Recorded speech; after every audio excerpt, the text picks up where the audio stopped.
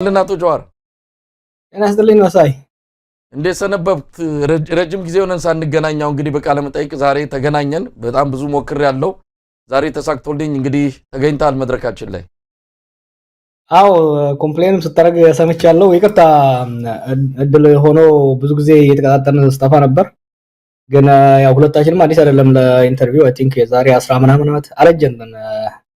እንደዚህም ሳንወፍር እንደዚህም ሳንሸብት የዛሬ 15 ዓመት መሰለኝ በድምጻችን ሰማ ትግል ጊዜ ከዛ በፊትም በተደጋጋሚ እንደዚህ ሚዲያው ሳይበዛ ያኔ ያስታውሳሉ የዛሬ 15 ዓመት እንዳልከው ወጣቱ የፖለቲካ ምሁር በሚልም አንተን ለተመልካችም ለኢትዮጵያ ሕዝብን በማስተዋወቅ የኛም ሚና እንዳለ የሚታወስ ነው። አንተም በወቅቱ የነበረን የፖለቲካ ዕውቀት አጠቃላይ ብዙ ነገሮችን ስትገልጽ የነበረበት ሁኔታ የሚታወስ ነው። ለማንኛውም ረጅም ጊዜ ብዙ ነገር ሆኗል። አንተም ታሰርክ። የኢትዮጵያ ፖለቲካን በብዙ ነገሮች ውስጥ አልፈዋል። እንደው ዛሬ ስላለፈው ነገር ለማንሳት አይደለም፣ እውነት ለመናገር በብዙ መድረኮች ላይ ብለኸዋል፣ በብዙ መድረኮች ላይ አንስታል። ስላለፈውም ዛሬ እሱ ላይ የምናጠፋው ጊዜ የለም። ስለ ዛሬውና ስለ ወደፊቱ የምናወራቸው ነገሮች ይኖራሉ። ግን እንደው ለመንደርደር ያህል ከባለፈው የፖለቲካ ህይወቴ እንደው ባላደርገው ወይም ደግሞ ባደርገው ኖሮ ብለህ የምትቆጭበት ነገር አለችን? ባጭሩ መልሰልን ወደ ወቅቱ ሁኔታ እንመጣለን። ወደ ኋላ መለስ ስትል ይሄን ባረግ ኖሮ የምትላቸው ይኖራሉ። ግን ደግሞ ሄደህ ብለህ በዛ ጊዜ የነበረው የራስህ ተክለሰብና የማህበረሰብ ሁኔታ የኢኮኖሚ ሁኔታ ላይፈቅድ ይችላል። ለምሳሌ እኔ አሁን ኢትዮጵያን የማውቃትን ያህል ያለ አላውቃትም። በ17 ዓመቴ ነው ከሀገር የወጣሁት። ከዛው ወደ ፖለቲካ ተቀላቀልኩ። ከዛ በኋላ ኢትዮጵያን ከሩቅ ነበር የማውቃት፣ በልጅነቴ አውቃታለሁ። ከዛ በኋላ በጽሁፍና በሌላ ኢንፎርሜሽን በጥናት ነው የማውቃት። አሁን ግን ወደ ሀገር ቤት ተመልሼ ቀረብ ብዬ ከዛ ደግሞ ታስሬ ከውስጥ ከሆዷ ውስጥ ነው ማየት የቻልኩትና በተለይ ስለ ቢሮክራሲው አሰራር፣ ስለ ማህበራዊ ግንኙነቶች፣ ስለ አስተዳደራዊ መዋቅሮች የተሻለ ግንዛቤ አሁን አለኝ እና ይሄን አሁን ያለኝ ግንዛቤ ያኔ ቢኖርኝ አንዳንድ ነገሮችን ምናልባት ለየት ባለ መልኩ ላስኬድ ይችል ነበር። ግን ያኔ ያ አልነበረም።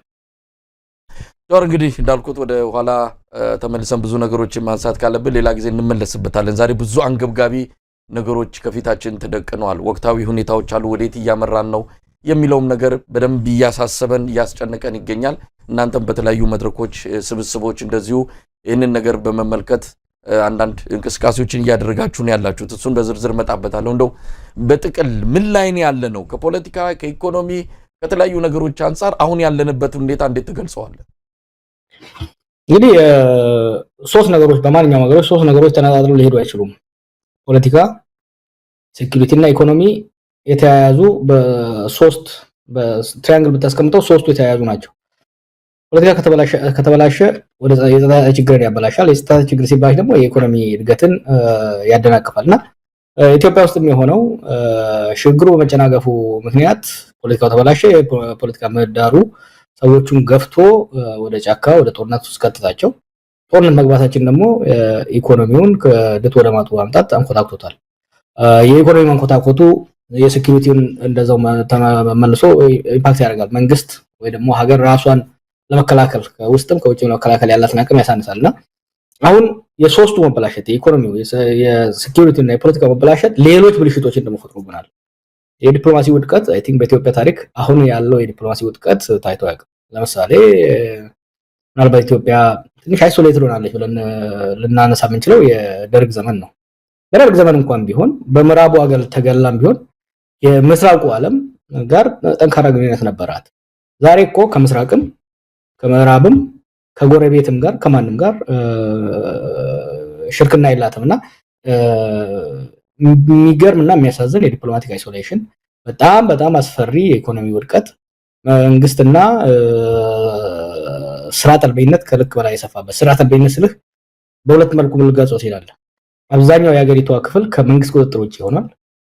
በመንግስት ቁጥጥር ውስጥ ያለው ራሱ የመንግስት ሰዎች ራሳቸው ስርዓት አልበኛ ሆነዋል። ስርዓት አልበኝነት ሀገሪቷ ወሰንቷል፣ አናርኪ ሆነዋል ማለትና ይሄ ነው እንግዲህ አሁን ጠቅላላ አድርገህ ስታየው ጀዋር፣ ይሄንን ጊዜ ከባለፈው ጋር አነጻጽረው የባለፈው የተሻለ ነው። ምናልባትም ኢትዮጵያውያን በመንቀሳቀስ ደረጃ እንደው የተወሰኑ መብቶቻቸው የተነፈጉ አሏቸው እንጂ እንደዚህ በሀገራቸው የመኖር መብታተው በየጊዜው ሰው የሚገደልበት የሚታሰርበት ዘመን አሁን የከፋ ነው ይላሉ። ሁለቱ ዘመናት ያለፈውና ያሁኑን ስታነጻጽረው የከፋው የትኛው? እኔም አንተም ያው መቼም በደርግ ጊዜ ተወልደን መለስና ኃይለማርያም ስንታገል ነው እዚህ የደረስነው። የደርግ ዘመንን አላስታውስም። አንተ የምታስታውሰው አይመስለኝም። የመለስን ዘመን እናስታውሰዋለን፣ የኃይለማርያምን ዘመን እናስታውሰዋለን።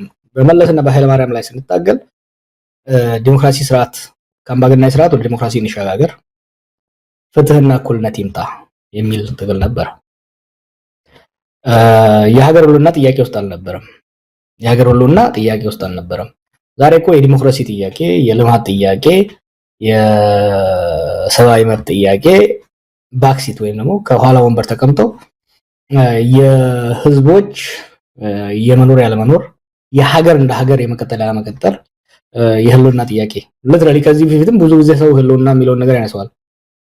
ህልውና የሚለው የህልውና ትግል የሚለው ቃል በፖለቲካ ውስጥ ጥቅም ላይ መዋል ካለበት አሁን ባለው ኢትዮጵያ ሁኔታ ውስጥ ነው። ምክንያቱም ኢትዮጵያ እንደ ሀገር ለህይወቷ እየተጣጣረች ያለችበት ህዝቦቿ ወጥተው መግባት ሴኩሪቲ ቤዚክ ሴኩሪቲ ጥያቄ ውስጥ የገባበት ሁኔታ ነው ያለው። ምክንያቱም ድሮ አየህ ሰው ሀገር ነበረው፣ ደህንነት ነበረው፣ ጸጥታ ነበረው፣ ሰላም ነበረው። ያጣው ነፃነት ነበር። ያጣው በመረጠው መንግስት መተዳደር ነበር። ያጣው በነፃነት ሐሳቡን የመግለጽ መብቱ ነበር የተነፈገበት። ያጣው በእኩልነት ትሪት የመደረግ ችግር ነበር። ዛሬ ግን እነዛ አሁን ሄደህ ኢትዮጵያ ውስጥ ለሰዎች ስለዚህ ብታነሳ ላይ ቅንጦት ነው የሚመስላቸው። አሁን ብዙ ሰው ይገደላልና ኢቭን ግድያን አንዳንድ ፌስቡክ ላይ ስለጥፍ ምን አንተ አሁን ኮኛ የሰው ሲሞት ሬሳ ሲጫወቱበት በቪዲዮ መግዳት ራሱ ተነዋል ኮመን ሆኗልና እና የግለሰቦች ህይወትም የሀገር ህይወትም በከፍተኛ አደጋ ላይ ያለበት ሁኔታ ነው ያለው። እንግዲህ ጃዋር ለዚህ ሁሉ ምንድነው ምክንያቱ ብለህ ታስባለህ? ምናልባት የአንድ ግለሰብ ስህተት፣ የስርዓቱ አጠቃላይ የግለሰቦች ወይም ደግሞ ብልጽግና የሚባለው ስብስብ ችግር ወይስ ምንድነው? ሽግግሩ ትክክለኛ ሽግግር እንዳልነበረ ብዙዎቻችን እናምናለን። ከዛ በኋላ ወደዚህ አይነት ውጥንቅጥ ውስጥ የገባ ነው በግለሰብ አቅም ማነስ፣ ዕውቀት ማነስ ወይስ አጠቃላይ ፓርቲው እየሄደበት ያለው አቅጣጫ ይህንን ችግር አመጣብን ብለህ ነው የምታስበው? ለኢትዮጵያን ፖለቲካ ችግር አብይ ወይ ብልጽግና ፈጠረው ማለት አንችልም። ችግሮች ነበሩ። ችግሮች ስለነበሩ ነው ስንታገል የነበረው ድሮ። ግን ይሄኛው ለውጥ እነዛን ችግሮች ማዳን፣ እነኛን ችግሮች መጠገን፣ እነኛን ስብራቶች መጠገን፣ እነኛን መከፋቶች ማባበል፣ ማስታረቅ ነበረ ሁላችንም የታገልንለት ኤክስፔክት አድርገን ወደ ሀገር የገባ ነው። በተግላቢጦሽ ተቃራኒው ነው የሆነው። ህዝቡ የታገለው ወደ ዲሞክራሲ ሽግግር፣ ወደ ዲሞክራሲ ስርዓት ለመሸጋገር ነው የፈለገው። አብይና ግብረ አበሮቹ ግን አዲስ አምባገነናዊ ስርዓት ለመመስረት ሞከሩ። የአንድ ፓርቲ በላይነት ያለበትን ስርዓት ወደ ብዝሃ ፓርቲ ለመቀየር ታግለን፣ እነሱ ግን የአንድ ፓርቲን አገዛዝ ወደ አንድ ግለሰብ አገዛዝ ለመቀየር ያደረጉት ሙከራ ቅድም እንዳልኩት የፖለቲካ ቀውስ ውስጥ ከተተ። የፖለቲካ ቀውስ አመጣ። በአገሪቱ የፖለቲካ ሊቃን መካከል መቃቃርን አመጣ። መቃቃሩን በጉልበት ለማፈን ሄደ። በጉልበት ለማፈን ሲሄድ አንድ አምባገነን ወድቆ አዲስ አምባገነን ለመገንባት የመንግስታዊ አቅም ያስፈልጋል። የመንግስታዊ አቅም ነው የኢኮኖሚ አቅም፣ የወታደራዊ አቅም፣ የማህበራዊ መሰረት ሊኖር ይገባል። በሽግግሩ ጊዜ ይሄ አልነበረም። ያለ አቅሙ ለማፈን አብይ ያደረገው እርምጃ አመጽ ነው ወለደ። ከትግራይ ጋር ጦርነት ተገባ፣ ከኦሮሚያ ጋር ጦርነት ተገባ፣ ከአማራ ጋር ጦርነት ተገባ። በየቦታው የመንግስት መፍከከስና ሴንተርስ ኦፍ ፓወር ኢመርጅ ማድረግን እድል ፈጠረና ፕራይመሪሊ ለዚህ ቀውስ ተጠያቂው ከማንም በላይ አብይ ነው። ምክንያቱም ችግሩን ከስር መሰረቱ ፈጥረው እንኳን ባንል ችግሮች እንዲባባሱ ሀገር አይደለም በዓለም ታሪክ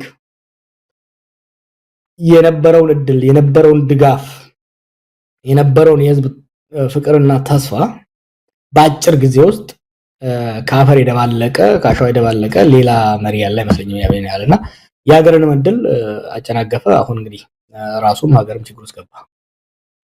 እንግዲህ በተናጠል እንመልከታቸው። ቀደም ሲል ያልካቸው ሶስት ነገሮች የሚያያዙ ናቸው። ደህንነቱ፣ ኢኮኖሚውና ፖለቲካው የሚል ነገር አንስታል። በተናጠል መመልከት ከተቻለ የፖለቲካው ችግር እንግዲህ ተያያዥ ናቸው። አንዱ አንዱን ይመጋገባልም ይወራረሳልም። ተያያዥ ሆኖ ደግሞ አንድ ላይ ሲመጡ ሀገር የመፍረስ አደጋ ውስጥ ትገባለች ነው። እስቲ ፖለቲካውን እንመልከት። የፖለቲካው መሰረታዊ ችግር አሁን አብይ የሚከተለው ምንድን ነው? ያን እናንተም ስትኮንኑት ሌሎቻችንም ስንወቅሰው የነበረው ስርዓት አለ። አብይ አህመድ የዛ ስርዓት ውላጅ የዛ ስርዓት አስቀጣይ ስለሆነ የተለየ ነገር ይዞ አልመጣም ብለው የሚከራከሩለት እንደውም ሊያክም ነው የመጣው የሚልም መገለጫ የሚሰጡት አሉ። አዎ ብዙዎች አሁን ላይ እንኳን እንደዛ የሚያስቡ ያሉ አይመስለኝም። እንኳን ሌላው ማህበረሰብ ባጠገቡ ያሉ ግለሰቦች ሚኒስቴሮቹም ይሄን አያምኑትም። መጀመሪያ አካባቢ ላይ ጥቂቶቻችን በደንብ ተረድተነዋል።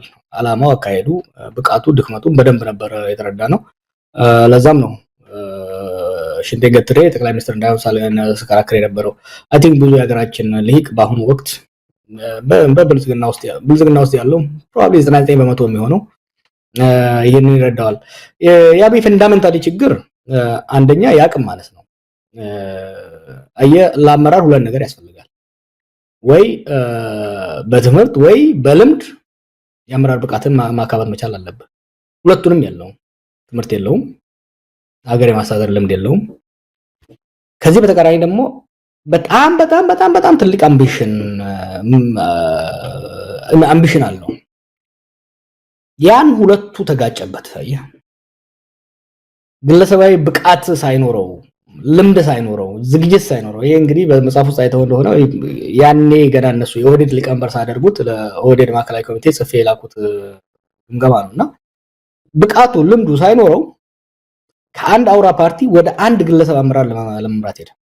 ሊሸከመው የማይችለውን ሸክም ለማንሳት ሲሞክር ቀና እንዳደረጋት ኢትዮጵያን ፈጣፈጣት ማለት ነውና የአብይ ፈንዳሜንታል ችግሩ የራሱን ብቃት ማነስ ብቻ ሳይሆን ያን ብቃት ማነስ አለመረዳቱ።